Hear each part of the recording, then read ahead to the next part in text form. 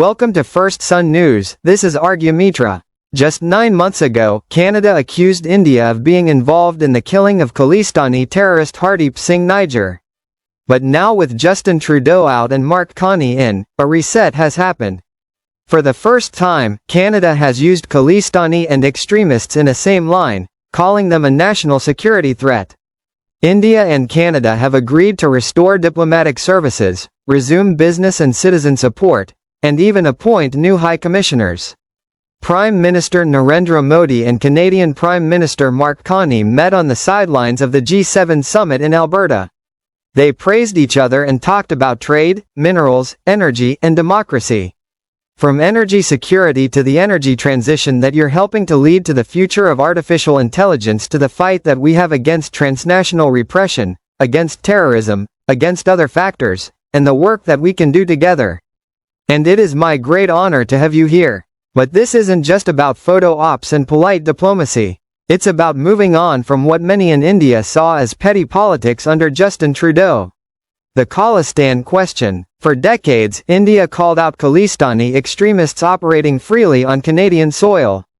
Canada ignored it, calling it free speech. But now, for the first time, Canada's own intelligence agency, CSIS, has officially labeled Khalistani extremism a national security threat. The 2024 CSIS public report says Canada-based Khalistani extremists seek to use violence to create an independent nation-state called Khalistan. It warns that Khalistani extremists threaten both Indian and Canadian national security and accuses them of using democratic institutions to drive their violent agenda. That's a big shift. According to the report, Canada-based Khalistani extremists are engaging in planning, financing, and facilitating attacks globally. Translation. This isn't a domestic issue anymore. It's international terror, and Canada now admits it. India has maintained this position for years that Khalistani extremism isn't about free speech. It's about separatism, violence, and instability. Trudeau's fall from grace. In September 2023, Trudeau shocked the world by accusing India of involvement in the Niger killing. He made these allegations in the Canadian Parliament without presenting public evidence, and New Delhi hit back hard. India denied any role, accused Canada of harboring extremists, and demanded proof that never came.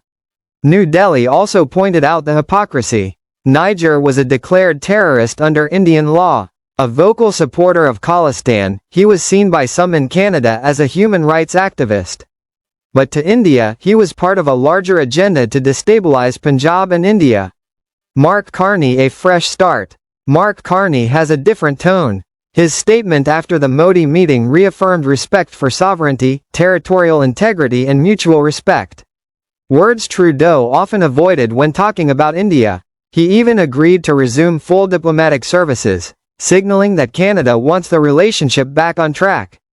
Modi's clear message: India wants engagement and so does Canada, but with mutual respect. Prime Minister Modi made it clear during his meeting with Carney that mutual respect and the rule of law must be the foundation, and that includes not giving space to extremist voices that threaten India's unity.